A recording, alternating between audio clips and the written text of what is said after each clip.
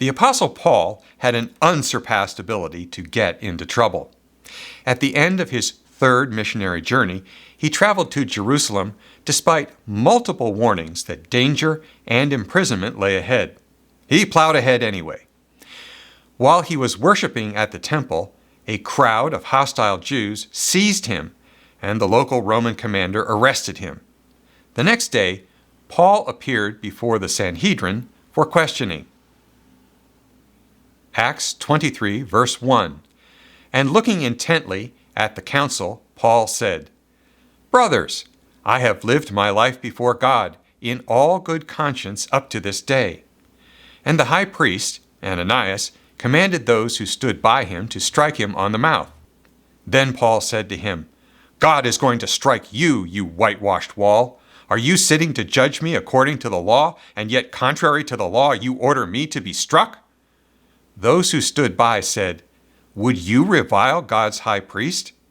And Paul said, "I did not know, brothers, that he was the high priest. For it is written, 'You shall not speak evil of a ruler of your people.'" Paul was paraphrasing Exodus 22, verse 28, which says, "You shall not revile God, nor curse a ruler of your people." During the Roman occupation of Judea, the high priesthood changed hands several times, and Paul had been away from Jerusalem for some time, so he didn't realize that Ananias was now in charge.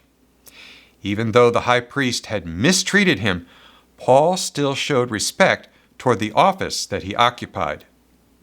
This incident wasn't crucial to the overall story. Luke could have omitted it without affecting the narrative. So why did he include it?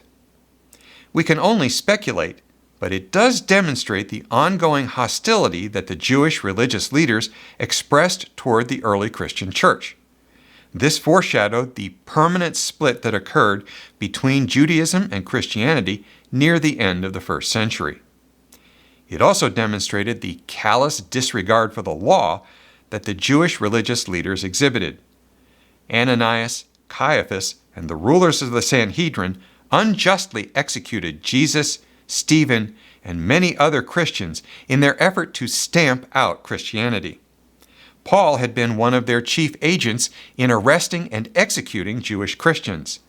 Now he was on trial for switching sides and defending Christianity.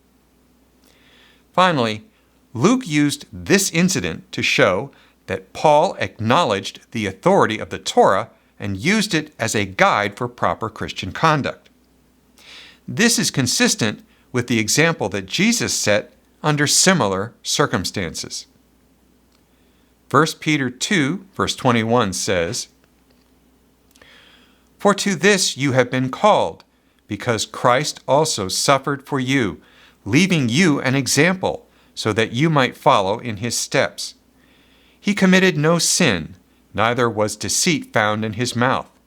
When he was reviled, he did not revile in return. When he suffered, he did not threaten, but continued entrusting himself to him who judges justly."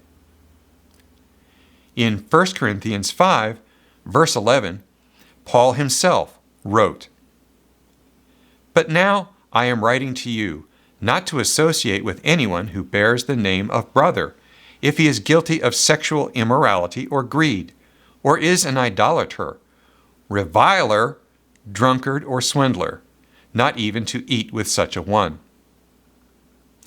The Torah is God's basic definition of right and wrong for all humanity. Jesus included the Mosaic law in the New Covenant, and he expected his disciples to teach and keep the law of Moses. The apostles affirmed the authority of the Torah throughout the New Testament and used it as a guide for proper Christian living.